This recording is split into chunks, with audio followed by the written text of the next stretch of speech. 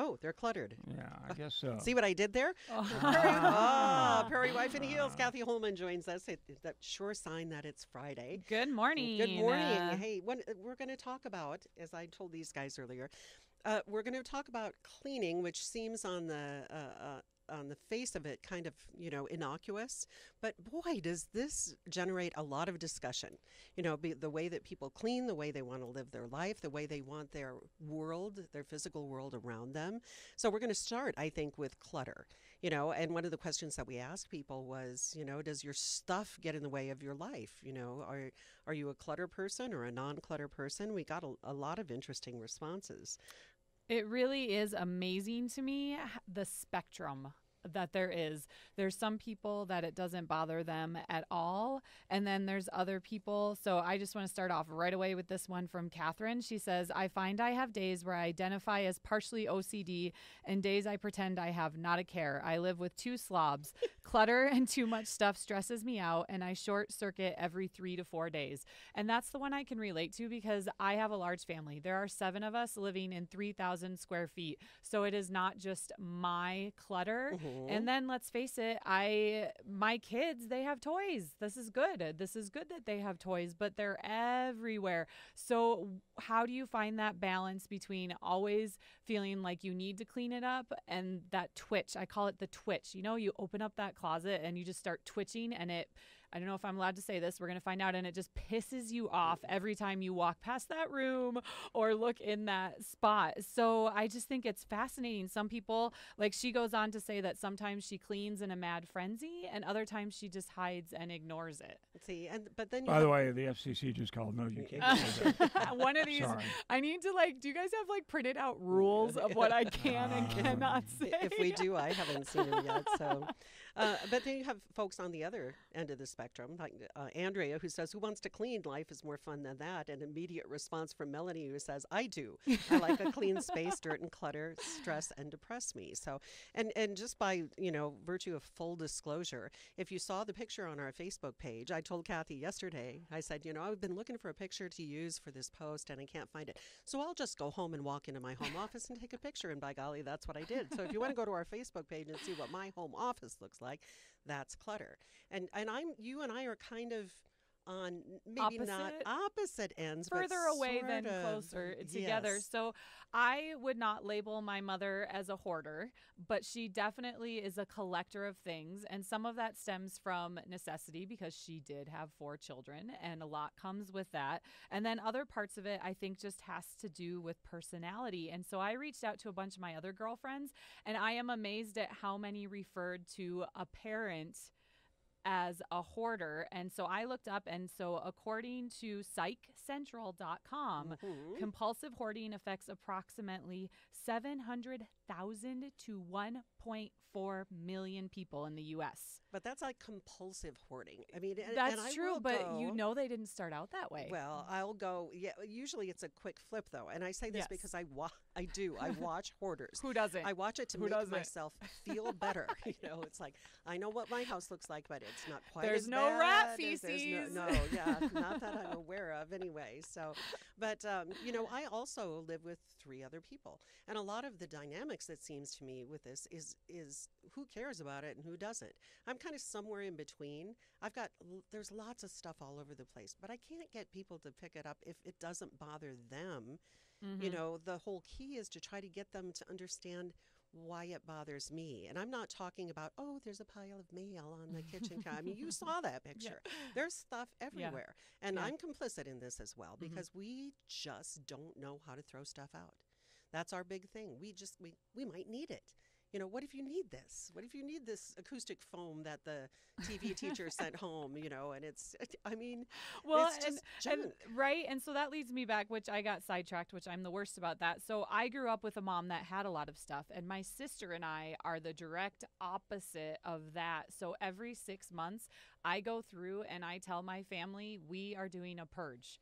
We're doing a purge, whether or not you like it. I mean, I can tell you that I have a couple of kids that have that hoarder tendency, and they have been sobbing as they are putting stuff into the laundry basket for the giveaway pile, because I think it gets to that point where it makes you twitch, and it's just time to say, okay, everybody, we need to take over this. We need to spend a weekend, and we need to just do this. But you see, for me, Kathy, it doesn't make me twitch as much as it makes me. Sometimes it just gets in the way of my life. Like if I want to sit, That's a good enough reason, right? Right, exactly. It's still a good reason. But I can't sit down on the couch and watch TV comfortably. I can't, accomplish certain things I want to accomplish because there's stuff in the way. I can't sit down and eat dinner at the dining room table because there's stuff all over the place. That's when it starts getting to me. And that's when I think you have the right to be like, all right, everybody, this is not just mama's mess. Well, yeah, right? I say it all the time. Yeah. But, I mean, what am I going to do? Can Move you lock out? the doors and No. make them do it? No. And say, I all have- right, everybody. I have found nothing. And Roger, jump in on this. Yeah, You have Roger, a I daughter heard you with giggling. that I heard you room. giggling. Regarding a 20-year-old daughter, it's too late. It is not going to happen. Right. She will agree, and nothing happens. And at 20, what do you hold over her head? Yeah, she's on scholarship. I can't pretend I can't pay for her college. So I at this point, Does she live at home with you guys? she does now. Yeah. Okay. Probably not for long, because Karen just can't take it anymore. There's something to that cleaning up the 18 and room. out rule. Now I got a lot of years for that Yeah, before we're there. But Well, the 18 and out rule, easy to it's say. been nice. that's what I'm saying. It's easy been for nice, me to say and right now. we hate to see her go, but yeah, I mean it'll be time. So what soon. about clutter? Do you help participate in cleaning up, or is it like Susan said, where it doesn't bother you? So No, I'm actually relatively neat, which is why. Can your wife Karen's call in? Karen's a neat freak, and so we can't figure out where she got it. But Mary, that is, love you to death, darling. But sometimes there are things you keep too much out of sentiment. Yes. You know, oh, I remember when we got this, or it's a piece of clothing that you were given as a gift that you didn't really like and you didn't have the heart to say so. So it's hanging there in the closet forever. And hey, let's give this to Goodwill. No, wait a minute. You haven't worn that. So Hand in the air. it's a Guilty, little, guilty. it can get a little tough. I am a hard nut to crack on that one. Yes, like you I are. said, my She was sister telling and me I. she buys new shoes and brings them in the house, and a pair of old shoes goes out. Yeah.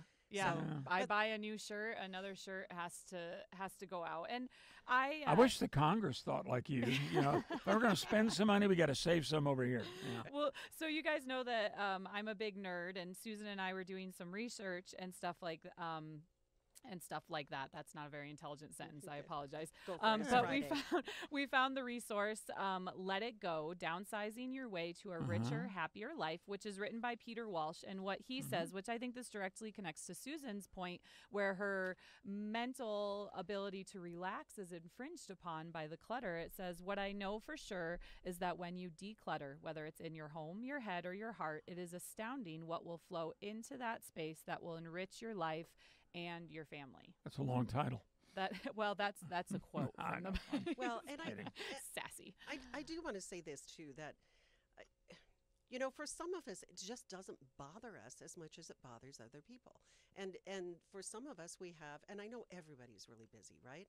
But I know that we have just a wacky lifestyle. I mean, I get up at 4 a.m, and my husband's doing shows at night, and the kids are all over the place and whatever, and there's just not time. So on a Saturday morning, if I've got 2 hours, what's important to me?